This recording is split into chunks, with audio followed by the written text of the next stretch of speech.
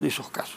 Hemos invitado al responsable de la Procuraduría Anticorrupción, es decir, una persona que no duerme, si es que tomo en cuenta que son 52.000 casos los que tiene, y es el procurador Javier Pacheco, que ya hemos recibido en otras oportunidades, que nos alegra poder recibir porque se vienen acumulando los casos, pero también hay algunos que son notorios. Muy buenas noches, procurador Pacheco. Muy buenas noches, don Fernando Carvalho. Es un placer estar aquí y a la orden para las preguntas que... Todos hemos quedado naturalmente sorprendidos por la reaparición del señor Alejandro Sánchez Sánchez, en su momento conocido por ser el dueño de la casa del Jirón Zarratea, en Breña, donde el presidente electo, Pedro Castillo, se reunía y aparentemente avanzaba algunos negocios, cosa que intentó seguir haciendo cuando era presidente en ese mismo lugar, es decir, fuera de la oficina presidencial. El señor Sánchez Sánchez se dio a la fuga, no supimos de él durante mucho tiempo y de pronto supimos esta semana que ha sido capturado en Texas, Estados Unidos, por haber entrado de una manera ilegal a ese país, pese a tener una visa norteamericana en su pasaporte. Explíquenos, por favor, qué es lo que ha pasado con el señor Sánchez Sánchez y qué podemos esperar que Estados Unidos decida sobre el destino de este señor que tiene 30 meses de prisión preventiva en nuestro país decidida por la justicia y sobre el cual, pese a esta situación judicial, aparentemente no estaba sometido al sistema de alerta roja de Interpol.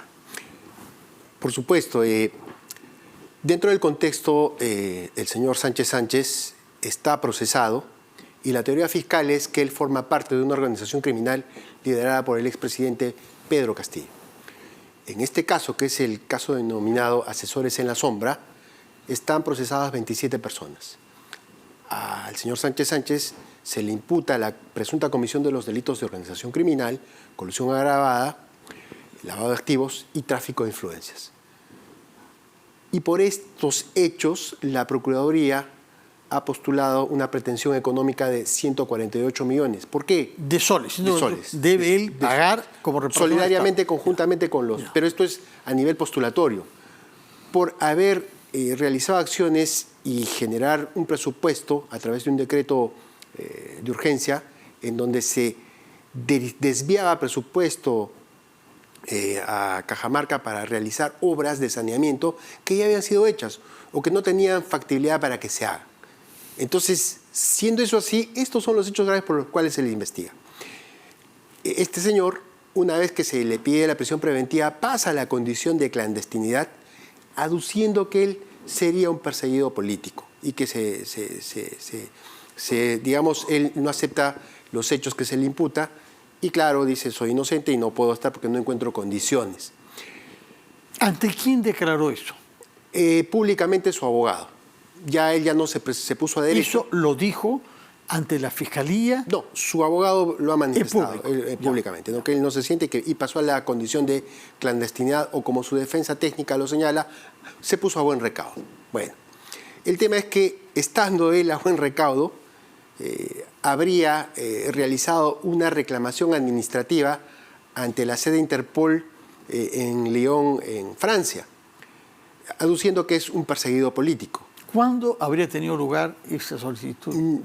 Debe haber sido inmediatamente, pasa la condición de prisión preventiva, no tenemos la fecha exacta. ¿Nosotros recibimos de Interpol una consulta cuando le llega un caso de ese tipo? Sí, pero... ¿Nosotros es quién? ¿Qué entidad del Estado? Por eso, es importante explicar.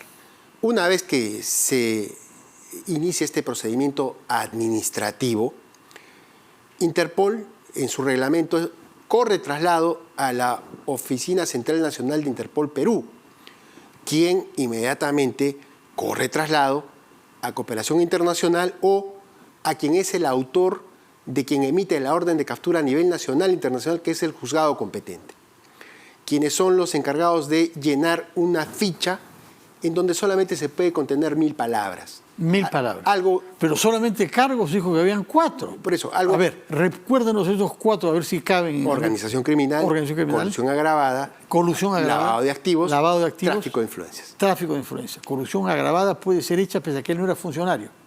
Colusión agravada puede... Es que se le da, uno de los hechos participa, ¿por qué? Porque él es el extraneus, el ente corruptor, el que hace que los funcionarios favorezcan y se concierten, ¿no? Entonces él es parte de un elemento necesario para la comisión del delito de, presuntamente, ¿no?, de colusión agravada. Lo que nos ha dicho entonces es que este señor, que está mostrando cierta habilidad, o un buen abogado detrás, ahora sabemos que es el señor Tomás Aladino Gálvez, ¿no? Su abogado, no sabemos desde cuándo, pero en todo caso tuvo la idea de recurrir a la sede mundial de la Interpol, que es en la ciudad francesa de Lyon, para presentarse como un perseguido político. Correcto. Y Interpol le corre traslado a Interpol Perú. Interpol Perú le da traslado al juzgado, que es el responsable de esta medida. Y claro, habrá que ver dentro de este procedimiento interno, donde no participa la Procuraduría, cuál habría sido la respuesta, si habrán absuelto o no habrán absuelto los cuestionamientos realizados por esta sede. En esa línea vemos el resultado concreto, que no tuvo un RQ, y claro, él cuando sale del país lo hace de forma ilegal. No sabemos por dónde, ni cómo llegó a México desde donde entró ilegalmente a Estados Unidos. Correcto, no lo sabemos, pero se presume que habría sido por carretera porque no se puede subir un avión, porque para ello necesita tener un pasaporte con la salida. Ya. Ahora, una vez que... Y por carretera o barco, como hizo Montesinos en ese momento, ¿no? Es probable, es probable. Entonces, una vez que él trata de pasar, por supuesto que allá las leyes americanas, como lo hemos visto con la extradición del expresidente Toledo, se cumplen. Y los ilegales, el proceso que se les sigue es uno administrativo, en donde esperemos que este proceso dure entre 1 a 3 semanas. 1 a 3 semanas, ya va casi una, ¿no? Así es. Y una vez que culmine ese procedimiento administrativo, él debe ser expulsado y deportado al país de origen. A través de un... Expulsado y deportado. Así es. No extraditado. No. ¿Por qué no? Porque él no tiene esa condición, porque no tendría derecho a un proceso de extradición, porque él no entró legalmente a este país, ¿no? Alejandro Toledo sí había entrado legalmente. Claro. Por eso él tuvo derecho. Así es. Ya. Él ha entrado con clandestino, no puede reclamar ese derecho. No. De todas maneras, se le expulsa. Sí. ¿A dónde? Al país de origen. Al país de origen de él. No es el país desde donde entró. No. ¿Por qué? Porque en este caso los americanos establecen que para no tener problemas en su frontera, hacen los trámites y gastos necesarios para efectos de devolver a estas personas al país de origen, para que no se viole ningún derecho humano, ¿no? ¿Cómo se explica que teniendo una visa en su pasaporte, visa concedida acá por, sin duda, el consulado de Estados Unidos, no haya hecho uso de ella, sino que haya entrado como un coyote más por el paso del águila, Eagle Pass? Se entiende porque no tenía la salida del país en su pasaporte. No había salido del Perú de una manera legal y había es. atravesado todos los países hasta llegar a México, a la frontera con Estados Unidos del Norte, y ahí entraron. Pero yo debo hacer un llamado aquí de atención respecto de que, así como este caso, es uno similar utilizado a Inostroza Pagliacci. Ya. ¿No? Entonces, no es posible, y nosotros sí hemos participado activamente a través de OCN Interpol, conocemos los motivos y nos hemos subrogado y hemos hecho llegar a la Interpol sede central los argumentos por qué Inostroza no debería ser un perseguido político. No solamente lo dice la justicia peruana, sino también la justicia española. Sin embargo, esta sede administrativa hizo caso omiso a las sentencias emitidas por la Audiencia Nacional que rechazan ese pedido de asilo y protección internacional invocado por el extraditable. ¿Quién juzga eso para rechazarlo en la sede de la Interpol en Francia? Un funcionario. Pero tiene que ser un abogado, un funcionario. No tenemos conocimiento, pero debe ser un funcionario, un efectivo policial, ¿no?, de Interpol, que maneja unos archivos, unos ficheros, donde se carga la información que no debe superar 1000 palabras. Entonces, este es un procedimiento muy sesgado y yo exhorto a los funcionarios competentes, que es Cancillería, a hacer una protesta ante este organismo internacional, porque no se puede sesgar, no se puede sobrepasar el requerimiento de una autoridad judicial con todas las competencias respecto de una autoridad administrativa que no tiene las competencias de una justicia peruana. En ese sentido, tiene que hacerse un llamado, una exhortación a esta entidad y ver que estos casos no se puedan volver a repetir, porque si no ya estamos viendo que hay un camino más para eludir al requerimiento de la justicia.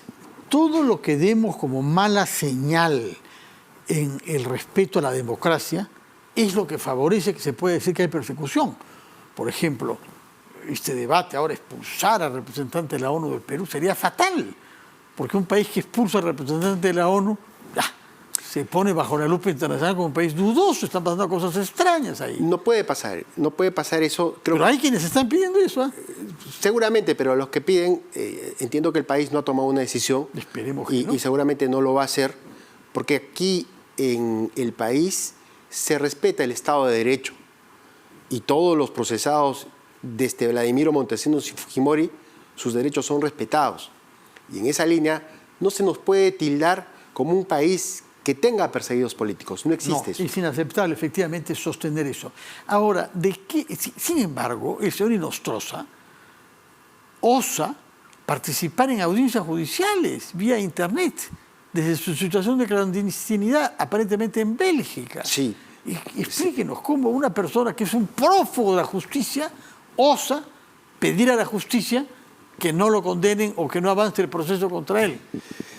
Esta es una garantía y esta es una manifestación de que aquí se respetan los derechos de todos los que gozan de la presunción de inocencia. Y en ese sentido, el permitirle la participación a través de una videoconferencia, como lo establece el nuevo Código Procesal Penal, es garantizarle el derecho a su defensa. Sin embargo, lo que hemos visto es que él está planteando un pedido de prescripción pretendiendo acogerse a esta ley. La ley Soto, famosa, ¿no? sí. Entonces, aquí seguramente esta es una manifestación, como ya lo señalé, pero este pedido es un pedido que nunca va a ser amparado. ¿Por qué? Porque dentro de la estrategia que él plantea, dentro de todo lo que ya ha esbozado, que es un perseguido político, él efectivamente pretendió pedir prescripción por un delito que tiene un plazo muy corto, que es la comisión del delito de patrocinio ilegal, que está sancionado con una pena privativa de libertad de hasta 2 años. Pero ese es solamente un delito, pero él también se le imputa organización criminal, ¿no? Sí, pero ojo, organización criminal luego de que se le habría ya modificado en el Congreso, pero no puede haber organización criminal de uno, tiene que ser más, ¿no? De acuerdo a la acusación constitucional que aprobó el Congreso, recordará usted. Sí, sí, sí. ¿No? Por eso es que la primera extradición vinculada al caso CNM se ganan por los delitos de negociación incompatible, patrocinio ilegal y corrupción. Exacto. Y no se aprueba por el delito de organización criminal, no porque no exista, sino porque la justicia española dice, para que exista, deben ser 3 o más. ¿Dónde están los otros? Ahora, el hecho de que el señor Inostroza no haya podido ser traído al Perú a rendir cuentas y que ahora el señor Sánchez nos muestre su audacia para pretender entrar a los Estados Unidos de manera clandestina, ¿daña la lucha en general contra la corrupción? Es una señal que tiene que ser enfrentada de forma integral con este sistema de combate contra la corrupción que lo conforma el Poder Judicial, Ministerio Público y Procuraduría, ¿no? Entonces, respondiendo a la primera pregunta para que quede claro, ¿por qué se le declara infundado el pedido de prescripción?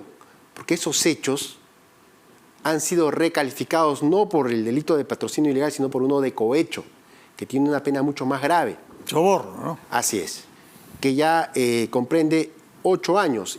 Y cuando están cometidos en un contexto de organización criminal se duplica. Entonces, en ese caso, la ley Soto... 16 años. Así, 16 años más 1. Ya. Y en ese sentido, todavía no hay, digamos, Inostroza ha fracasado en este pedido, ¿no?